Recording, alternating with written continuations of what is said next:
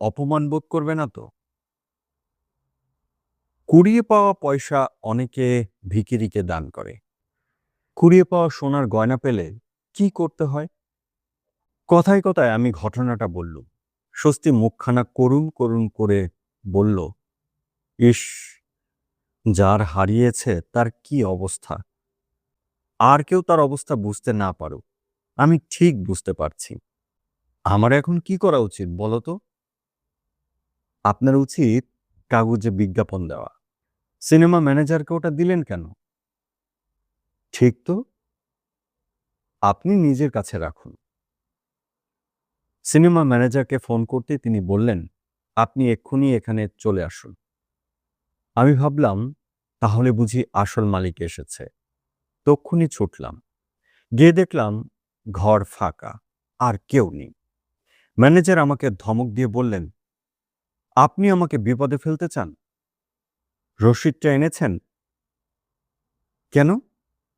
আপনি আমাকে একটা বাজে জিনিস দিয়ে একটা সোনার গয়নার রসিদ লিখিয়ে নিয়ে গেছেন। দিন, শিগগির রসিদটা ফেরত দিন। বাজে জিনিস মানে? আজ একটা স্যাকরার দোকানে নিয়ে গিয়েছিলাম। ওরা দেখেই বলল, ঝুটা মাল, রোল্ড গোল্ড, 7-8 টাকার বেশি দাম হবে না। বাজে ক্লাসের মেয়েরা পড়ে। অনেক সময় সিনেমা অ্যাক্ট্রেসরাও। ম্যানেজারের কাছ থেকে বালাটা নিয়ে আমি রাস্তায় বেরিয়ে পড়লুম।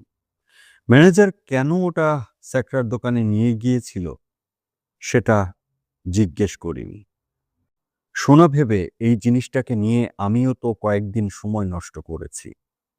জানি দীপঙ্কর আর স্বস্তির সঙ্গে দেখা হলেই এ ব্যাপারটার কথা জিজ্ঞেস করবে।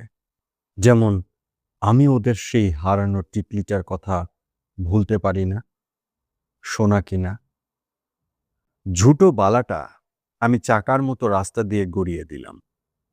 আর কেউ পেয়ে মজা বুঝুক। বন্ধুরা, এতক্ষণ শুনছিলেন সুনীল গঙ্গোপাধ্যায়ের লেখা অসম্ভব সুন্দর ছোট গল্প সোনার গয়না। গল্প পাঠে এতক্ষণ আপনাদের সঙ্গে ছিলাম আমি কামরুজ্জামান জিপু।